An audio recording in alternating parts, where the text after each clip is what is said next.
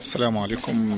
في هذه اللحظات بيتم استطلاع أو هيتم بعد لحظات استطلاع هلال شهر رمضان من معهد الفلك بحلوان.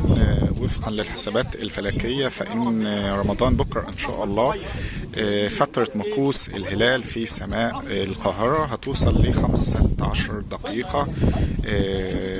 يعني هنا علماء الفلك في انتظار غروب الشمس علشان يبدأوا في استطلاع هلال رمضان، طبعا وفقا للحسابات الفلكية. فإن النهاردة هو المتمم من شهر شعبان، وبكرة إن شاء الله يعني أول أيام شهر رمضان. يعني هذه الأجواء اللي احنا شايفينها ربما يعني تتعذر فيها الرؤية في حلوان، ولكن في 6 نقاط تانية هيتم استطلاع الهلال منها على مستوى الجمهورية.